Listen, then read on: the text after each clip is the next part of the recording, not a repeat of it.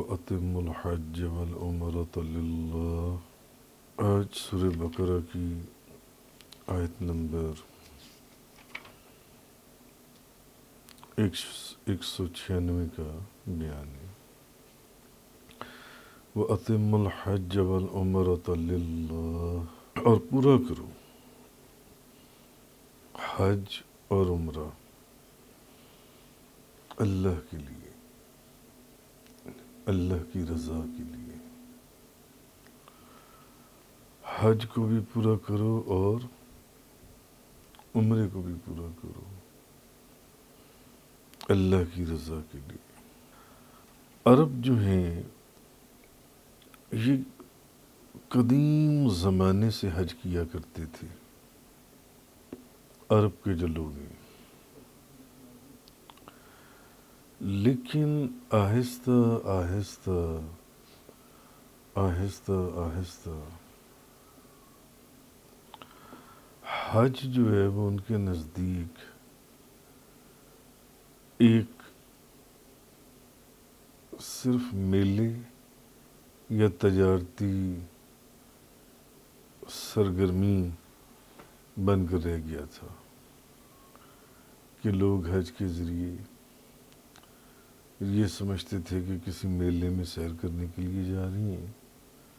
یا کوئی تجارت، اس کے اندر اپنی کوئی سامان خرید و فروخت جن سے اس کے لیے۔ تو ان کے نزدیک حج جو ہے وہ صرف ایک میلہ یا تجارتی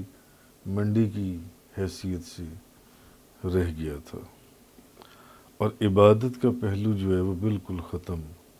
ہو گیا تھا۔ اور اتنا عبادت کا پہلو غیر اہم ہو کر رہ گیا تھا کہ اس کا کوئی اثر ہی محسوس نہیں کیا جاتا تھا،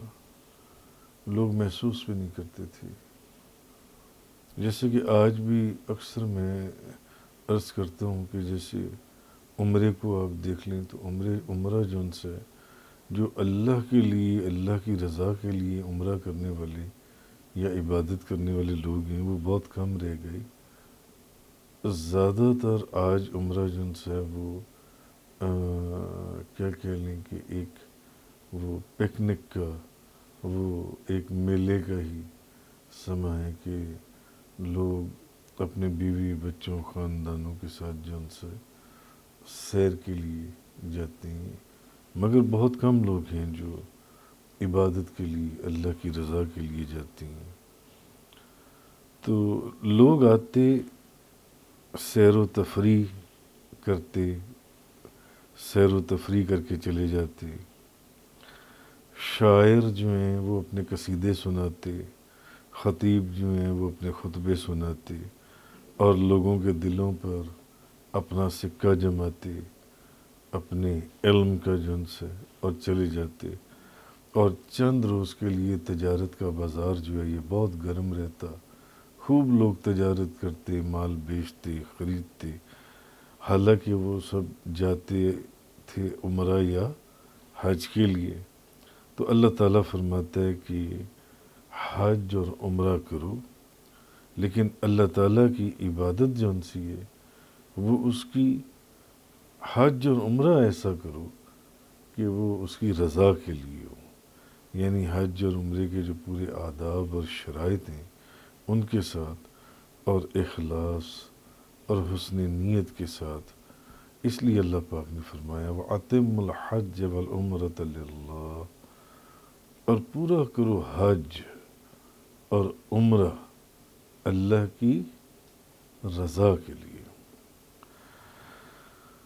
فَإِنْ أُحْصِرْتُمْ فَمَا اسْتَيْسَرَ مِنَ الْهَدْيِ، پھر اگر تم گھر جاؤ تو قربانی کا جانور جو آسانی سے مل جائے وہ بھیج دو۔ وَلَا تَحْلِقُوا رُؤُوسَكُمْ حَتَّى يَبْلُغَ الْهَدْيُ مَحِلَّهُ، اور نہ منڈاؤ اپنے سر یہاں تک کہ پہنچ جائے قربانی کا جانور اپنے ٹھکانے پر۔ جب تک قربانی کا جانور اپنی جگہ پر نہ پہنچ جائے اس وقت تک اپنے سروں کو نہ مڈاؤ۔ فمن کان منکم مریضا، تو جو شخص تم میں سے بیمار ہو، فمن کان منکم مریضا او به عظم من رأسه وفدیۃ من صیام او صدقۃ او نسک، تو جو شخص تم میں سے بیمار ہو یا اسے کچھ تکلیف ہو جائے یا سر میں کوئی درد ہو جائے تو وہ سر منڈا لے، جی، تو وہ فدیہ دے دے پھر تو فدیہ دے دے روزوں سے یا خیرات سے یا قربانی سے، یا روزوں سے یا خیرات سے یا قربانی سے، پھر وہ فدیہ دے دیں۔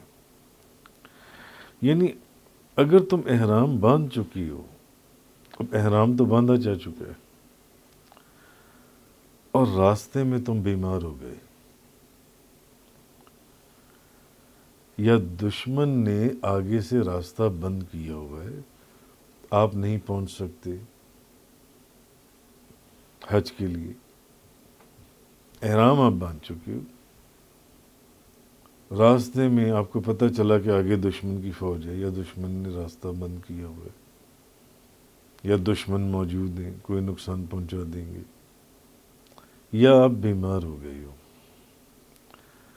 جی، اور اب آپ حج کے دنوں تک وہاں نہیں پہنچ سکتے اب آپ وہاں، راستے میں دشمن ہے یا آپ بیمار ہو گئے ہو اور حج کے دن قریب ہیں، آپ راستے میں ہو، اب آپ وہاں نہیں پہنچ سکتے، تو پھر اب احرام تو باندھ چکی ہو، تو اب احرام سے نکلنے کی صورت کیا ہوگی؟ آپ تو اب آگے جا نہیں سکتے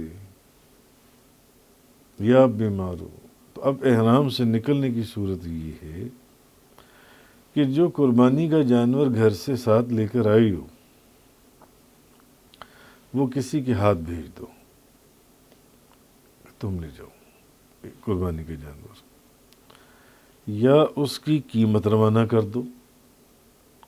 اس جانور کی جو قربانی کا جانور ہے اس کی قیمت، اور ان لوگوں انہیں یہ کہو کہ حرم میں پہنچ کر جب وہ حرم میں پہنچ جائیں تو تمہاری طرف سے جانور ذبح کر دیں، تو جب تم یہ خیال کرو کہ وہ حرم میں پہنچ گئے ہوں گے اور انہوں نے جانور ذبح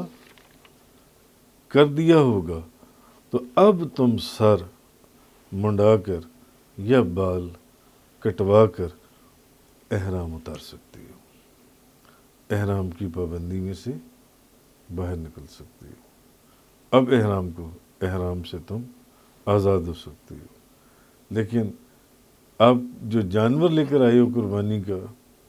جو حج کے دوران آپ کو قربانی کرنی ہوتی ہے، وہ آپ کو وہاں بھجوانا ہوگا یا اس کی قیمت بھجوانی ہوگی،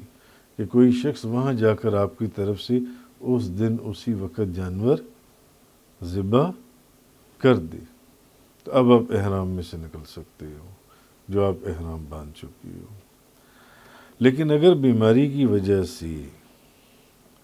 مگر ایک صورت ایسی بن گئی، کوئی ایسی بیماری آ گئی، کوئی سر کا کوئی مسئلہ ہو گیا، کوئی سکن پرابلم ہو گئی کہ اب سر کے بال فوراً منڈانے پڑ جائیں، سر کے بال اتارنے پڑیں،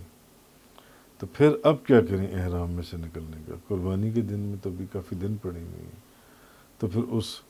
کا فدیہ کے طور پر اس کے روزے رکھ لو، قرآن کریم نے یہ کہا، پھر فدیے کے طور پر روزے رکھ لو۔ کوئی اگر ایسی بیماری آ گئی ہے سر کی کہ بال منڈانے ہی پڑیں گے، صدقہ دے دو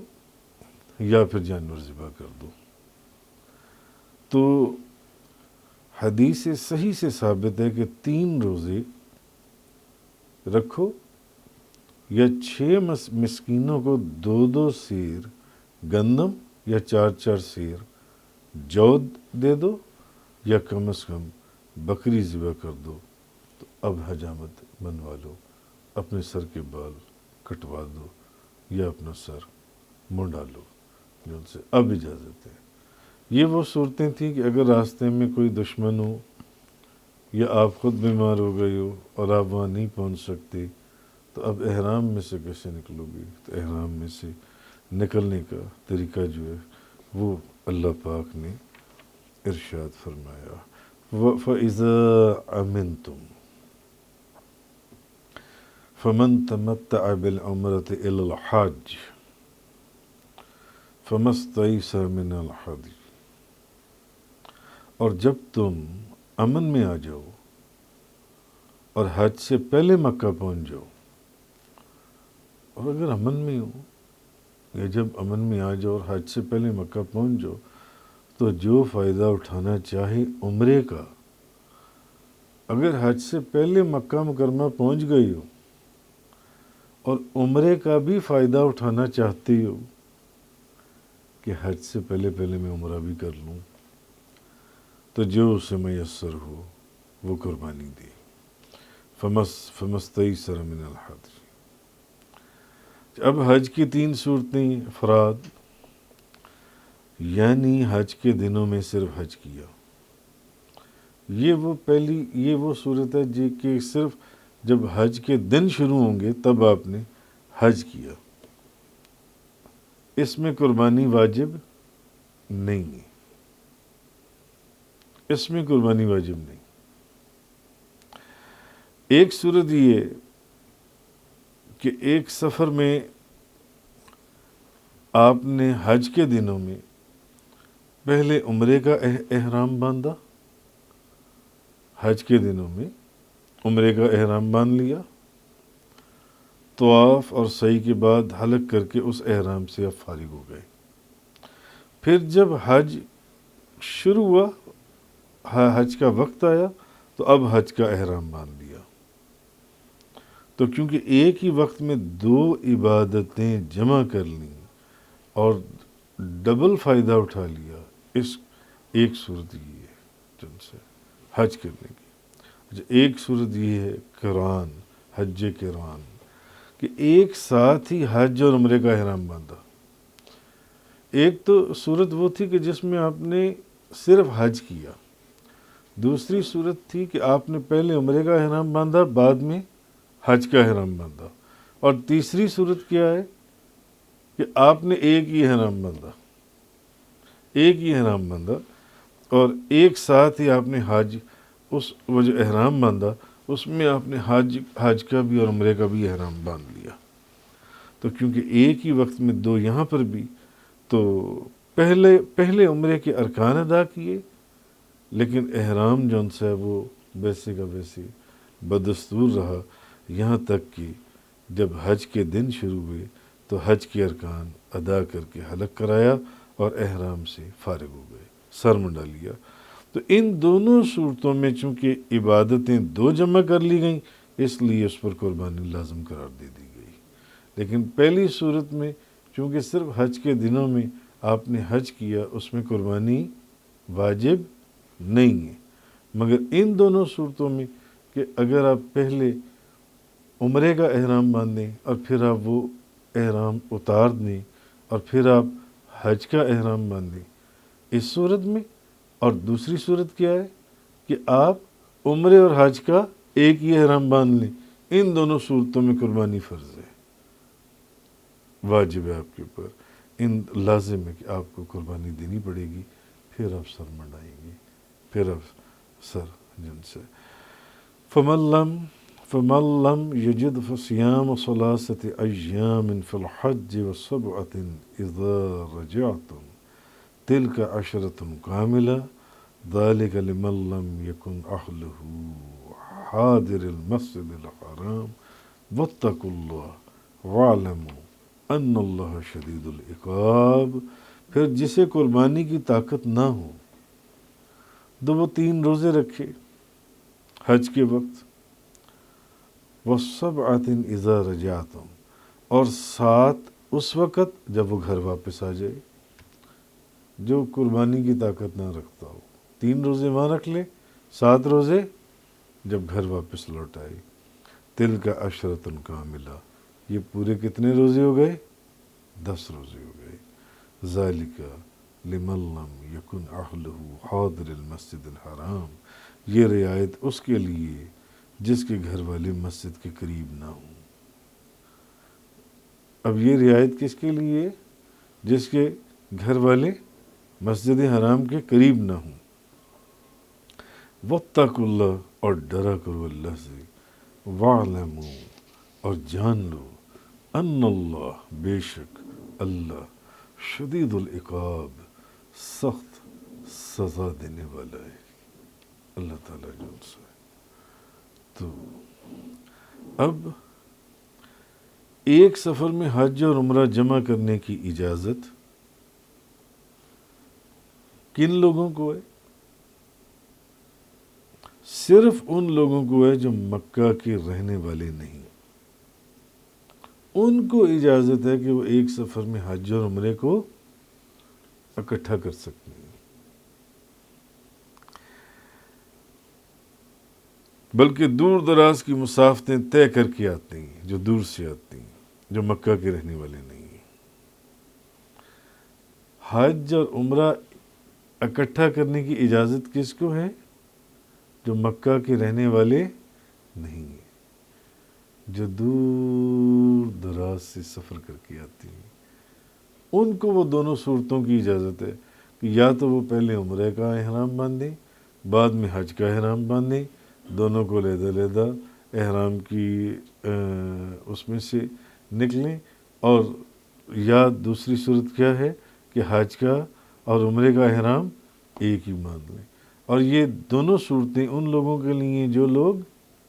مکہ مکرمہ کے رہنے والے نہیں ہیں، جو دور دراز سے حج کرنے کے لیے آتے ہیں، یہ ان کے لیے۔ پھر یہ ہے کہ میقات اس کو کہتے ہیں جہاں باہر سے قصد حرم کرنے والا جب پہنچے تو اسے حکم ہے کہ اب یہاں سے آگے احرام باندھے، ایک قدم بھی نہ بڑھے، اب پہلے احرام باندھے، اس کو میقات کہتے ہیں۔ اور وہ ہر طرف کی سمت مختلف ہے، جو ان سے